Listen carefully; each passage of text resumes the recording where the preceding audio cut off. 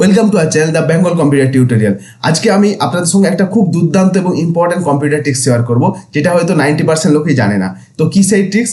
দেখুন, ধরুন আপনি আপনার কম্পিউটার বা ল্যাপটপটা অন করলেন, অন করার সঙ্গে সঙ্গে আপনাকে একটা ওয়েলকাম মেসেজ জানাবে, যেমন welcome the Bengal computer tutorial. আমি আমার ক্ষেত্রে বলছি, হয়তো ওয়েলকাম দিয়ে আপনার নামটা আপনার কাছে সাউন্ড হিসাবে প্রেজেন্ট করবে।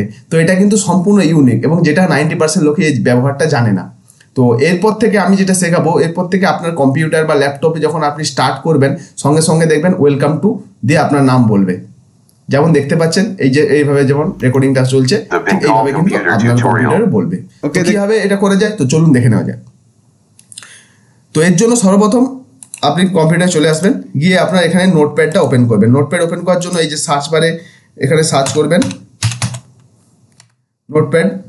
ওকে, নোটপ্যাড ওপেন করলেন, এরপরে আপনাকে কিছু একটা টেক্সট বা কোড লিখতে হবে, যেটা দেখুন আমার এই যে ভিডিও ডেসক্রিপশন বক্সে কিন্তু এটা দেওয়া থাকবে।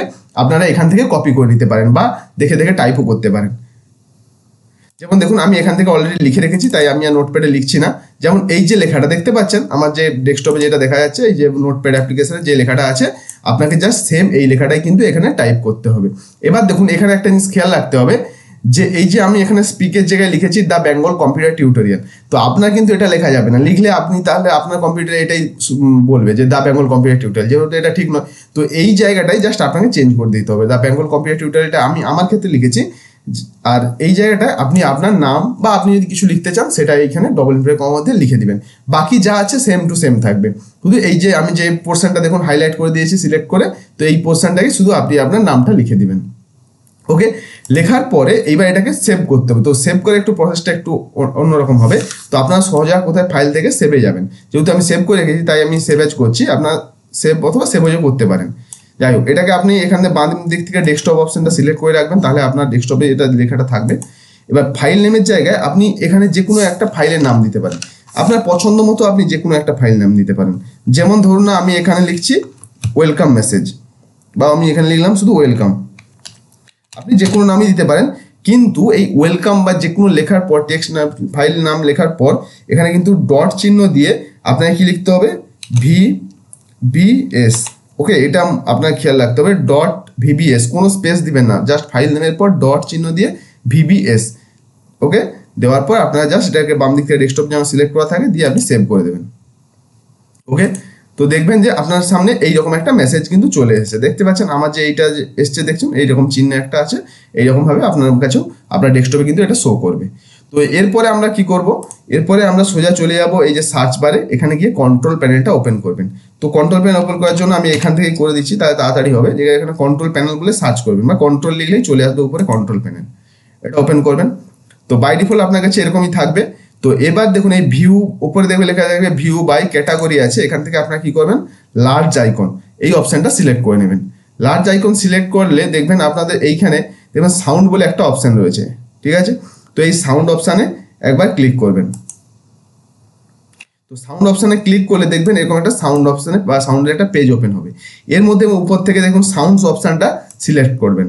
সাউন্ডস থেকে সিলেক্ট করার পরে আপনি কি করবেন, উইন্ডোজ যে ডিফল্ট আছে, এই উইন্ডোজ ডিফল্ট একটা আওয়াজ হয় কম্পিউটার বা ল্যাপটপ অন করলে, তো এখান থেকে কি করবেন, নো সাউন্ড সিলেক্ট করে দেবেন। ওকে, নো সাউন্ড সিলেক্ট করার পর এখান থেকে অ্যাপ্লাই, তারপরে কি করবেন, ওকে, হয়ে গেল আমার এই কাজটা। এবারে আরেকটা কাজ করতে হবে, সেটা হচ্ছে এই যে সার্চ বারে আবার চলে আসবেন, এখানে লিখবেন রান, RUN, রান লিখে সার্চ করবেন। তো রান কমান্ডের পেজটা ওপেন হবে। এবার এই ওপেনের জায়গাটায় এই যে ওপেন বলে একটা লেখা আছে এবং এর পাশে একটা টেক্সট বক্স দেওয়া আছে, এইখানে আমি যেটা লিখছি সেটা আপনারা ঠিকঠাকভাবে লিখবেন, কিন্তু সব স্মল লেটারে লিখবেন, SHELL সেল, তারপর একটা কোলন দিবেন, শিফট চেপে এরকম কোলন একটা দিবেন, তারপর স্টার্ট STARTUP স্টার্ট আপ। ওকে, তাহলে সেল, তারপর একটা কোলন, তারপর স্টার্ট আপ লিখে ওকে করবেন। দেখবেন আপনার সামনে এরকম একটা ফোল্ডার ওপেন হবে, ঠিক আছে, যেখানে কিন্তু দিস ফোল্ডার ইজ এমটি, মানে এটা কিন্তু ব্ল্যাঙ্কই থাকবে। তো আপনাকে কি করতে হবে, আপনি যে ফাইলটা এটা আপনি ডেস্কটপে সেভ করে রেখেছেন ওই .VBS দিয়ে, তো এই ফাইলটা দেখতে পাচ্ছেন, তো এটা কি করতে হবে, কাট করতে পারেন অথবা কপি করতে পারেন। এর উপর রাইট ক্লিক করে আমি ধরুন এটা কাট করে নিলাম, এনে এই যে পেজটা এটা আমার ওপেন হলো রান কমান্ড থেকে, তো এখানে রাইট ক্লিক করে আমি এটাকে পেস্ট করে দিলাম। তো এখানে পেস্ট হয়ে গেল দেখতে পাচ্ছেন। তো এবার আমি কি করব, এই পেজটাকে জাস্ট ক্লোজ করে দেব। ওকে, তো আমার সম্পূর্ণ কাজ কিন্তু কমপ্লিট। এবার আমাকে কম্পিউটারটা শাট ডাউন করতে হবে। তো আমি স্ক্রিন রেকর্ডিংগুলো অফ করে নিচ্ছি, আপনার বাকিটা আমরা ক্যামেরার মাধ্যমে দেখাবো। ওকে, তো আমার কম্পিউটারটা শাট ডাউন হয়ে গেল। এবার আমি কি করবো, এটাকে একবার স্টার্ট করি।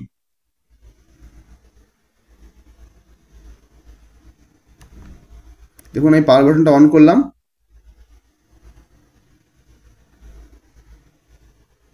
আর সিস্টেমটা চালু হতে শুরু করেছে।